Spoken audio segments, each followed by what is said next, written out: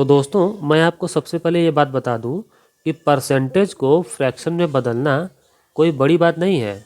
ये बहुत ही ज़्यादा आसान होता है। लेकिन पता है प्रॉब्लम क्या है? प्रॉब्लम ये है कि लोग कंफ्यूज हो जाते हैं कि अरे यार डिवाइड करना है कि मल्टीप्लाई करना है। ठीक है, तो इसका मैं आपको सबसे पहले सॉल्यूशन बता देता हूँ। आप एक बात अपने माइंड में सेट कर लीजिए कि आपकी नज़र के सामने अगर ये परसेंटेज का साइन, ये जो परसेंटेज का जो सिंबल बना है, ये अगर आपकी नज़र के सामने दिख रहा है तो आपको 100 से डिवाइड करना ही है। ठीक है, 100 से डिवाइड करना ही है। अब सोचो, डिवाइड तो करना है लेकिन केवल फ्रैक्शन में बदलते समय ही नहीं।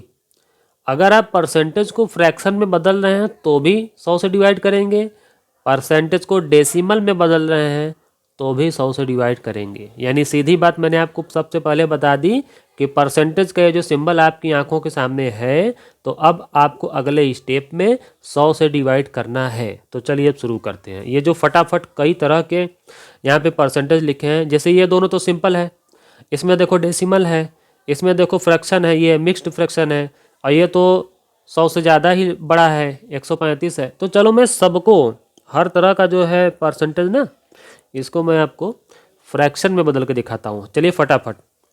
अब देखो 20 में मैंने क्या बताया भाई, देखो 100 से डिवाइड करना है। ठीक है, तो 20 को डिवाइड करते हैं हम 100 से। ठीक, अब देखो डिवाइड करना ही बड़ी बात नहीं है, डिवाइड करना आना भी चाहिए। डिवाइड मैंने चलो लिख तो दिया, आपको काटना भी तो आना चाहिए। जैसे कि 0 से 0 कट गया। अब 2 से 10 को काटेंगे तो कितना आएगा? 1, और नीचे आ जाएगा 5। लो भाई आ गया आंसर, हो गया 20%। फ्रैक्शन में कितना होगा? 1/5। ठीक, अब 48% को हम फ्रैक्शन में बदलेंगे। देखो यार बात वही है, बात वही है, घिसी पिटी सी बात है। 48 को भी 100 से डिवाइड करना है। इतनी तो बात समझ में आ गई होगी। ठीक, अब इसको और इसको हम किस चीज़ से डिवाइड कर सकते हैं? दोनों को मैं बताता हूँ। 4 से डिवाइड करो, दोनों कट जाएगा। अब देखो 4 से हम डिवाइड करेंगे 100 को ना, तो आएगा 25।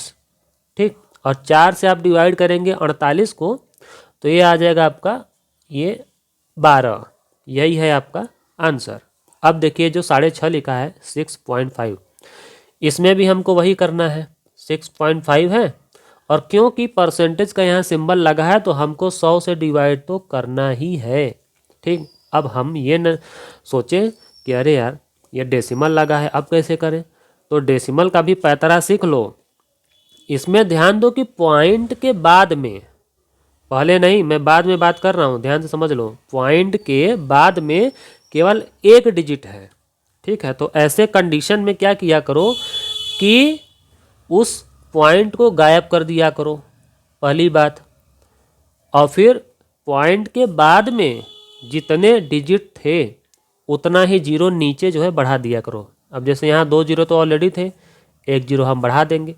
यही इसका नियम होता है। अब ये 1000 बन गया और ये 65 बन गया।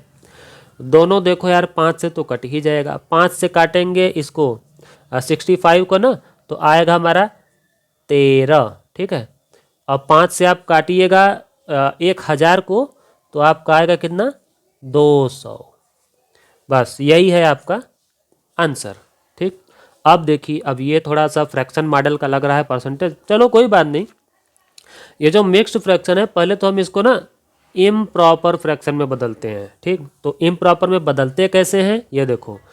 8 3 जा 24, यानी इन दोनों का मल्टीप्लाई करना होता है, तो 24 आ गया। अब ये जो ऊपर 1 है ना, इसको ऐड करना है। तो जो 24 आया था उसमें 1 ऐड करेंगे तो कितना आएगा? 25। ठीक है, 25, और नीचे क्या रहेगा? वही जो 8 था ना, पहले से 8 लिख दिया।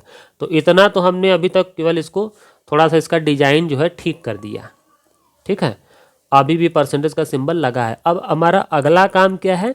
देखो 25 को ऊपर लिखना है और नीचे तो हमारा 8 रहेगा ही, लेकिन मैंने बताया था ना कि परसेंटेज का साइन है, तो भाई देखो 100 से डिवाइड करो। अब जैसे हमने यहाँ क्या किया था, डिनोमिनेटर यानी कि नीचे जो है 100 हम लिख देते हैं ना, इससे पता चलता है कि हम 100 से डिवाइड कर रहे हैं। ठीक इसी तरह यहाँ नीचे यानी डिनोमिनेटर में तो पहले से ही 8 पड़ा हुआ है, तो इसी 8 के बगल में 100 लिख दो।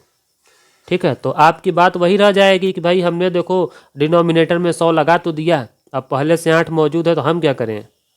ठीक, इतनी बात देखो एकदम क्लियर होनी चाहिए। ठीक है, अब हम ना देखो 25 से जब 100 को काटेंगे तो 1 और 4 आएगा, यहाँ काटेंगे तो 1 आ जाएगा, और इसको 25 से काटेंगे तो आ जाएगा 4। ठीक है, तो अब ये जो कुछ भी बच रहा है, ऊपर क्या बच रहा है 1 ना, और नीचे क्या बच रहा है 8 4 जा 32। ठीक है, यही है इसका आंसर।